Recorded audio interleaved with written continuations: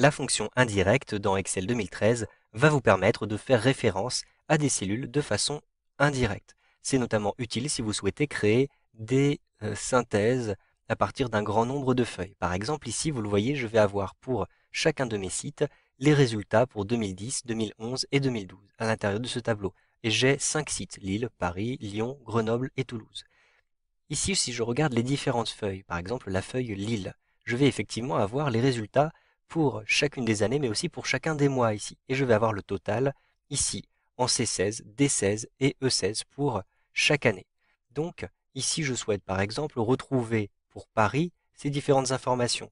Eh bien, je vais retrouver les totaux aussi en C16, D16 et E16.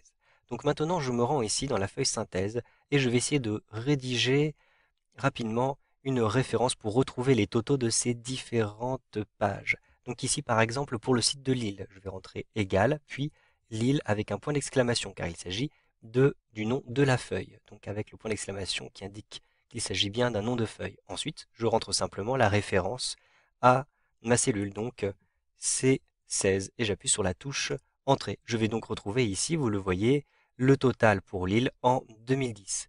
Je souhaite faire la même chose ici pour 2011, donc je rentre égal, ensuite Lille, un point d'exclamation, et je vais ensuite indiquer D16, et j'appuie sur la touche Entrée.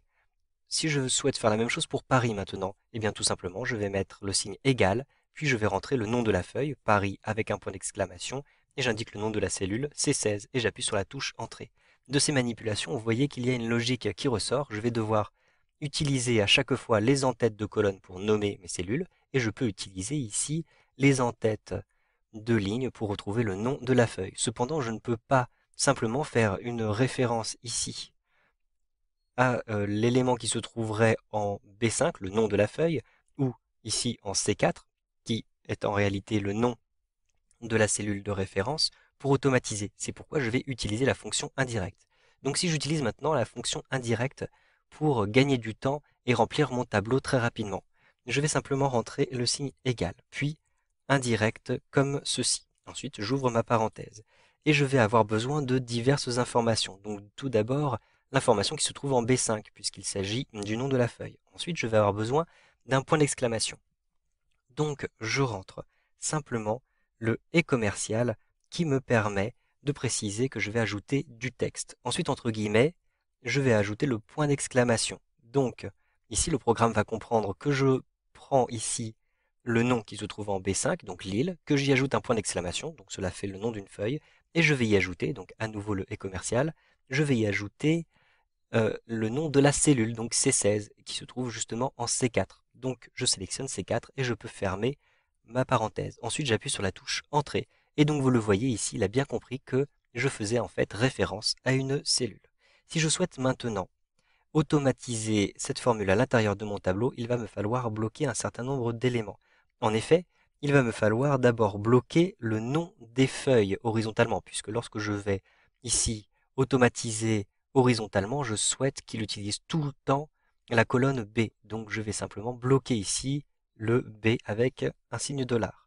De même, je vais automatiser verticalement, mais je souhaite qu'il utilise toujours les références aux cellules qui se trouvent dans la ligne 4. Donc je vais bloquer le 4 à cet endroit-ci avec un $. Ensuite, j'appuie sur la touche Entrée. Ma formule est prête à être automatisée. Donc je vais l'automatiser d'abord verticalement, par exemple, comme ceci, jusqu'à la cellule C9. Ensuite, je vais automatiser cette formule horizontalement jusqu'en E9. Et donc vous le voyez, je vais obtenir à chaque fois tous les résultats. Par exemple, pour le total de Toulouse en 2012, je peux tout à fait donc vérifier. Il s'agit de 56 601. Je me rends ici sur la feuille Toulouse en 2012 et j'ai effectivement 56 601. Lorsque je vais mettre à jour ces différents éléments, par exemple, mettons que ici, je modifie ce chiffre, je mette 10 000 par exemple pour voir un chiffre tout à fait différent, je vais avoir ici 62 000. Si je me rends maintenant sur ma synthèse, eh bien je vais avoir la mise à jour qui sera répercutée automatiquement, vous le voyez, à cet endroit-ci. Je vais donc pouvoir mettre à jour mes tableaux et avoir ma synthèse toujours à jour grâce à la fonction indirecte.